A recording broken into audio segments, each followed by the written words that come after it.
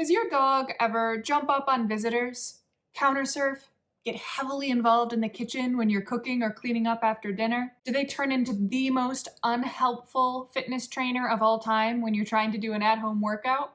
Of course they do. They're a dog, not a robot. But the good news is that you can set you and your dog up for success by teaching them this one simple foundational skill.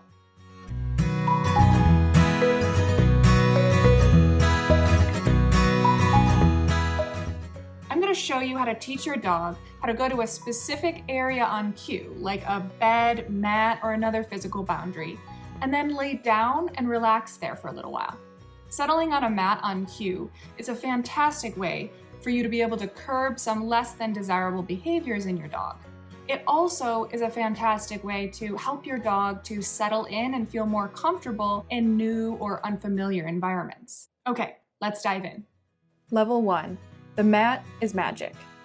You'll need a mat, bed, or another surface like a blanket or a towel, some small but yummy treats, and a clicker or a verbal marker word like yes. Sit down with the mat in between you and your dog.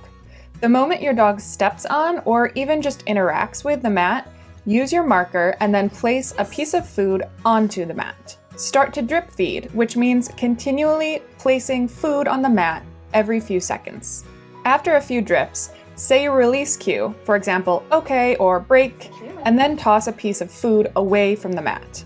Vary the direction where you toss the release cue food so that your dog has practice coming back to the mat from various starting points. Wait for your dog to return to the mat and then repeat the process.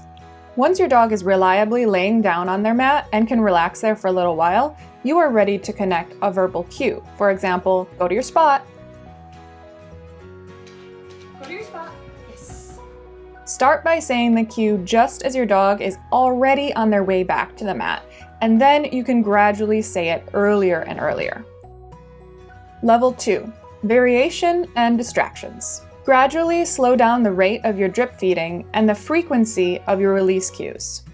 This will teach your dog how to stay on the mat for longer amounts of time without constant reinforcement. Vary where you are standing or sitting when you say the cue. This will start to teach your dog how to respond to the cue no matter where you are in the room. Introduce distractions between drips and release cues. This will teach your dog how to notice distractions but still choose to remain on the mat. Start really easy at first because we want your dog to succeed every step of the way.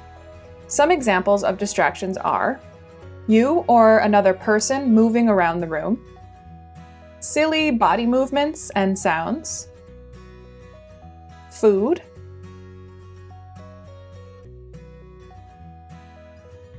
and toys. Level 3. Real-life practice makes real-life progress.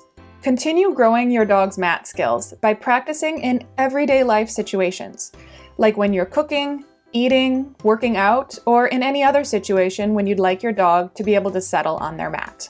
Keep in mind that you will likely need to start with a high rate of drip feeding whenever practicing in a new or challenging context. But with consistent practice, your dog will need less frequent reinforcement and ideally will learn to genuinely relax on their mat.